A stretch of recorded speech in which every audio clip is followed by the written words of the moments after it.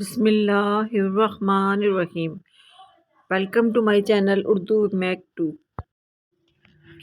خاموشی خاموشی آپ کو ایک کامیاب انسان بننے میں مدد دیتی ہے۔ خاموشی آپ کے ذہنی تناؤ سٹریس کو کم کر کے آپ کو باشعور انسان بننے میں مدد دیتی ہے۔ بولنے کا حق چھینا جا سکتا ہے، خاموش رہنے کا نہیں۔ خاموشی ایک ایسی عبادت ہے جسے فرشتہ لکھ نہیں سکتا، شیطان اسے بگاڑ نہیں سکتا اور کوئی اسے جان نہیں سکتا۔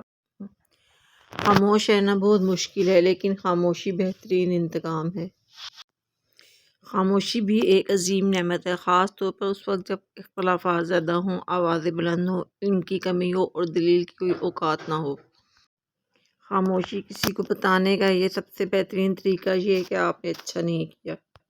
خاموشی سے کی گئی دعا اور محبت دونوں ہی بہت طاقت رکھتے ہیں۔ احمق اپنی بات سے اور عقلمند اپنی خاموشی سے پہچانا جاتا ہے۔ ان لوگوں کی خاموشی سے ڈریں جن کا آپ نے دل دکھایا ہے، کیونکہ اگر انہوں نے کچھ کہا نہیں یا کیا نہیں تو بدلے میں اللہ ضرور کرے گا۔ آپ جتنے خاموش ہوں گے اتنا ہی بہتر سن سکیں گے۔ بری چیز بروں کے لیے ہے اور اچھی چیز اچھوں کے لیے۔ جب بیمار کی غذا آتی ہے تو طبیب بھی بے وقوف ہو جاتا ہے۔ انسان کی جسمانی ہستی ایک تنکے کے برابر ہے، لیکن آرزوؤں کا پہاڑ اپنے اوپر لاد لیتا ہے۔ لازوال خوبصورتی صرف دل کی خوبصورتی ہے۔ اگر آپ کو ہر مادی چیز کی قیمت معلوم ہے مگر اپنی قدر معلوم نہیں تو اس سے بڑی بے وقوفی کیا ہوگی۔ میانہ روی یعنی درمیانی راہ ہی عقل مندی ہے۔ صرف 3 جگہ پر جھوٹ بولنا جائز اور حلال ہے۔ آدمی اپنی بیوی سے بات کرے تاکہ اس کو راضی کر لے، اور جنگ میں جھوٹ بولنا، اور لوگوں کے درمیان صلح کرانے کے لیے جھوٹ بولنا۔ جو شخص اللہ سے ڈرتا ہے وہ بدلہ نہیں لیتا۔ اپنی کمائی پاک رکھو، تمہاری دعا قبول ہوگی۔ نیک لوگ چلے گئے اور ان کے اچھے اعمال باقی رہ گئے، اور برے لوگ بھی چلے گئے اور ان کے ظلم و لعنت باقی رہ گئے۔ 3 آدمی ایسے ہیں جنہیں اللہ تعالیٰ روز قیامت دیکھے گا بھی نہیں۔ نمبر 1 والدین کا نافرمان، نمبر 2 مستقل شراب پینے والا، نمبر 3 احسان جتانے والا۔ انسان جب نیکی کرتا ہے تو اس کے لیے نیکی کی راہیں کھول دی جاتی ہیں، اور جب بدی کرتا ہے تو اس کے لیے بدی کی راہیں کھل جاتی ہیں۔ احمق کی دوستی اور اس کی محبت سے دنیا اور دین دونوں ہی کا خون ہوتا ہے۔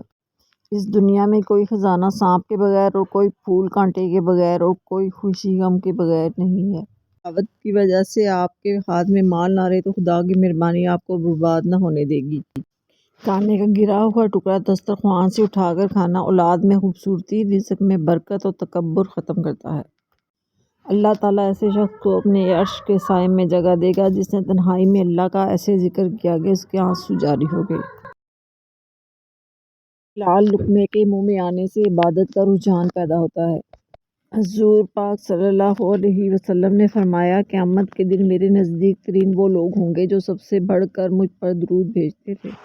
نیکی ایک نہ مرنے والا عمل ہے، لیکن وہ انسان بدبخت ہے جو اپنے پیچھے برے اعمال چھوڑ گیا۔ جو خواتین خود پر زیادہ توجہ دیتی ہیں وہ عموماً گھر سے لاپرواہ رہتی ہیں۔ برائی سے بچنے کا طریقہ۔ برائی سے بچنے کا سب سے طاقتور طریقہ یہ ہے کہ اچھے دوستوں کے ساتھ بیٹھا جائے جنہوں نے اپنا رخ خدا کی طرف موڑ لیا ہے۔ نیکی اور گناہ۔